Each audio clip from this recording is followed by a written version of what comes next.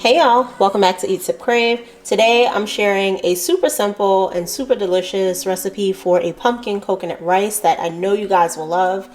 The recipe will be linked in the description box at eatsipkrave.com. This rice is a perfect pairing with your Indian, Caribbean, Thai, whatever you can think of as far as like Southeast Asian or Asian cuisine.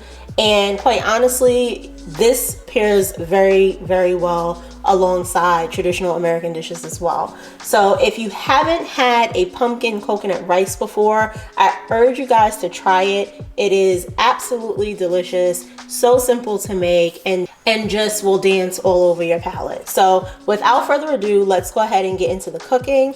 These are our ingredients here. You can see it's a super simple list of ingredients. We have some rice that I've already rinsed and drained. I have some pumpkin. I have 8 ounces approximately. I have a can of coconut milk, some scallion. I have some fresh thyme, allspice, some water, some broth, some salt, and a little bit of white pepper. And all we're gonna do for this recipe is get everything into our pot. We're gonna bring it up to a boil and let it simmer the same way we would with regular rice. So let's get started. I have my fire on a medium-high heat right now. The first thing I'm going to do is measure out my coconut milk and the remaining amount of water or broth that I'm going to need. And essentially what you want for this, I have 1.5 cups of rice, and we're gonna use 2 1/4 cups of liquid. So just to measure out first, all I'm gonna do is pour the coconut milk in here. So it's just under 2 cups. I'm gonna go ahead and add in, as I make a mess, a little bit of water to bring this up to 2 cups. I'm gonna go ahead and throw that in. And then I'm gonna add 1/4 cup more. Just about 1/4 cup more. And I'm going to add just about 1/2 teaspoon of broth to this. I don't want the broth to overpower the flavor because that coconut milk is really going to come through, as is that pumpkin. And we're not looking to kind of change that flavor, but definitely give it a background note that, will complement it. So we'll just go ahead and pour that in.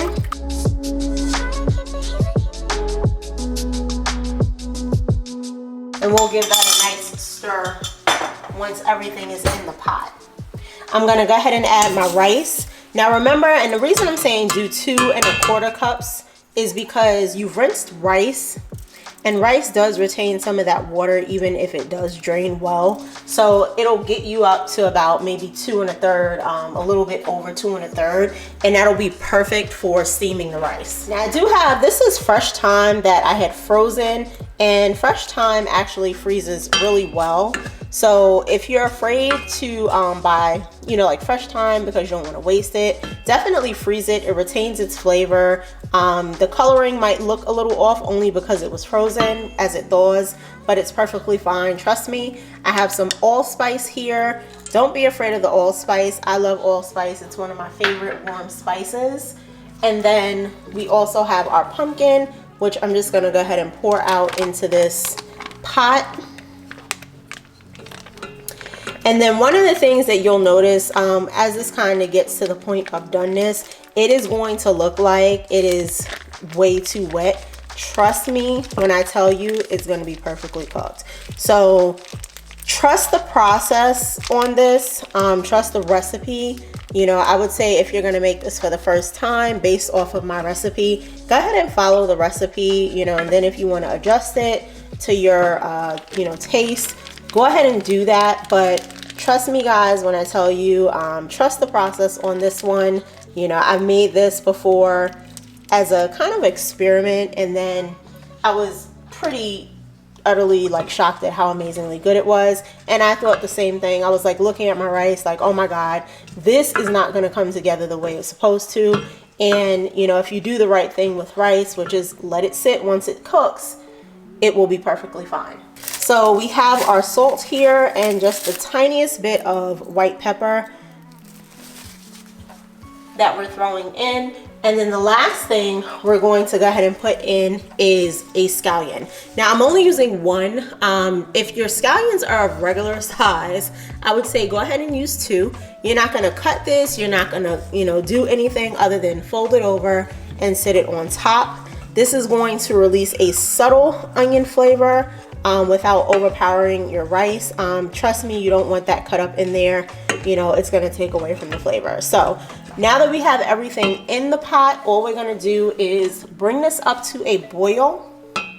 And once it starts to boil, we'll bring it down to a medium-low heat and allow it to simmer for about 12 to 15 minutes. So now that our rice is boiling, all I'm gonna do here is turn the heat down, give it a quick stir, and then we're going to allow it to cook and simmer.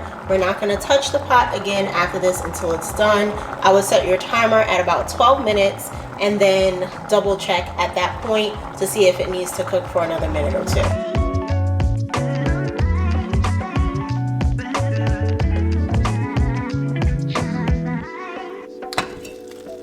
So our rice has been cooking for about 12 minutes or so. And this is what I'm talking about. So if you guys can see like this creamy like top layer of sauce that kind of coagulates. But when you go in and kind of like fluff the rice a little bit, it definitely is not like that in between. So I'm gonna mix this in. It's gonna give like a creaminess to the rice, but as everything settles and dries, then that will disappear and the rice will look like rice, like it's supposed to. So I'm just gonna mix this up. I'm gonna set it aside for about another 10 minutes or so, and then the rice will be complete and ready to serve.